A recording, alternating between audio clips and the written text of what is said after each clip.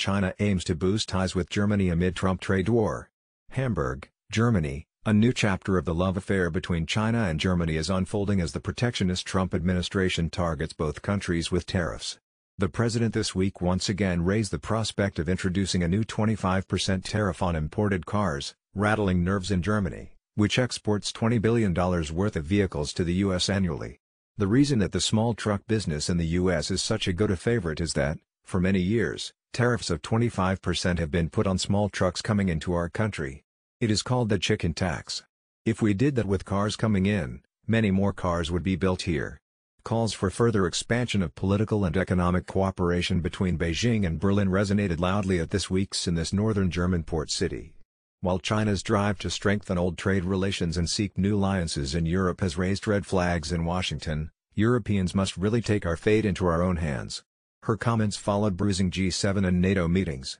In Germany, we are thinking about new strategic alliances because we have a feeling that we cannot trust our old alliances and that we need to adapt to a new world order, said Henning Voepel, director of the Hamburg Institute of International Economics. China is already Germany's top trading partner, with a volume of more than $204 billion in 2017, putting it ahead of the United States for the second consecutive year. But it is also waging a trade war with Washington. More than half of Berlin's trade with Beijing is handled in the port city of Hamburg, which the Chinese respectfully call Hanbao or Fortress of the Chinese due to long-standing ties. Every third container in the port either arrives from China or is destined for it. A total of more than 900 Chinese companies have branches in Germany, including 550 such firms that are based in Hamburg.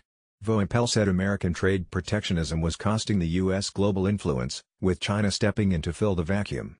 In economic terms, China has been making rapid gains on the West for quite some time now, and the United States' apparent withdrawal from globalization is expediting China's political upsurge, Voepel said.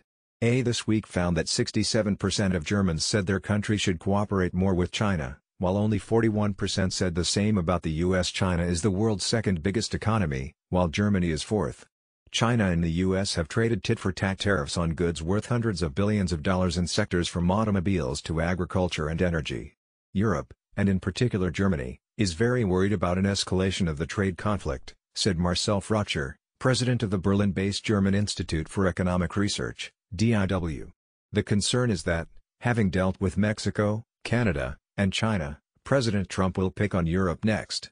When Donald Trump first threatened tariffs on car imports this year, that the measures could seriously impact the revenues of European car makers.